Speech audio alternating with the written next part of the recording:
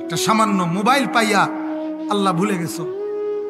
এক নর্তকী তোমারে ফোন করে, কইছে কদ্দুর আই লাভ ইউ, এতে তুমি উত্তালাইছ। ওদাই কোথাকার বেওকুফ কাকে বলে? কোথাকার কোন অসিব্য জানোয়ার মোবাইলে তারে বলছে আমি তোমারে ভালোবাসি, উত্তালাইছে তো।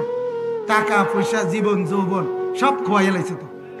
এরপরে গিয়া আপনার ফ্যান টানে কিছুদিন পরে। অহরহ দেখি না, কথা বলেন না কেন? কিরে বেটা ফ্যান টানোস কা? ফ্যান টানোস কেন? ফ্যান টানে যে কোমর নাই যে, কথা বোঝেন নাই? যৌবন শেষ যে, গুনার নাফরমানি করতে করতে, উলঙ্গ ছবি দেখতে দেখতে, জিনার বেবিচার দেখতে দেখতে, নর্তকী দেখতে দেখতে শেষ। সাফা টাফা কড়ি মড়ি ভিতরে গেছে। বলেন নাউজুবিল্লাহ, বলেন নাউজুবিল্লাহ। হায় হায় যুবক, কেন আল্লাহকে নারাজ করলা? কেন সেজদা কপালে জুটলো না?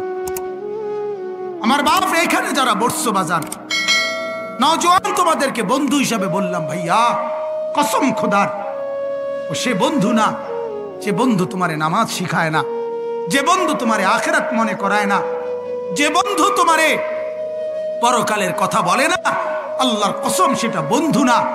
যে বন্ধু তোমারে উলঙ্গ ছবি দেখায়, তার মোবাইল দিয়ে তোমারে অশ্লীল নাচ গান দেখায়, সে তোমারে মদ খাওয়া শিখায়, জিনা শিখায়, বেবিচার শিখায়, আরেক নষ্ট মেয়ের সাথে কিভাবে প্রেম করতে হয়, এই বেহাপনা যে জানোয়ারে তোমারে শিখায়, সে বন্ধু না, ওইটাই সরাসরি ইবলিস, এটাই শয়তান, এটা শয়তান, এটা শয়তান,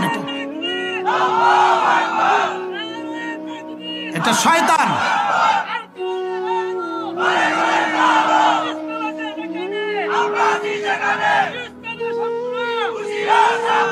দোস্ত মনে করবা, আমি আল্লাহর কোরআন থেকে বলছি, উহশুরুল্লাযীনা যালামু ওয়া আযওয়াজাহুম ওয়া মা কানু ইয়াবুদুনা মিন দুনিল্লাহ।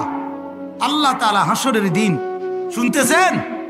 হাসরের দিন রব্বুল আলামিন ফেরেশতাদেরকে বলবে, ফেরেশতারা প্রত্যেকটা গুনার ক্ষেত্রে তিনজনকে একত্রে ধরো।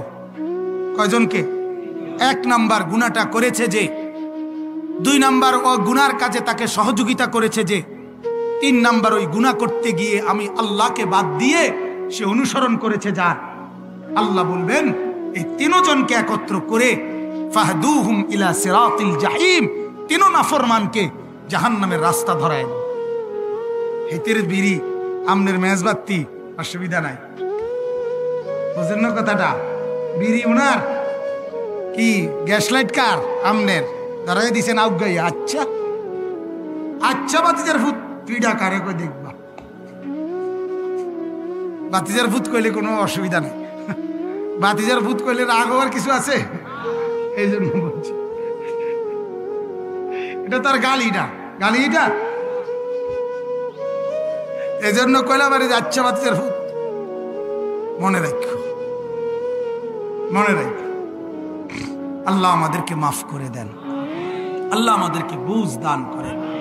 এজন্য আমার ভাইয়া ওই কথাটা বলতে গিয়ে বললাম এতগুলো কথা, যে এখন চলে যাবেন, আমিও যাব, চেয়ারম্যান সাহেবও চলে যাবেন, আপনারাও চলে যাবেন, আপনারাও যাবেন, মুরব্বীরা।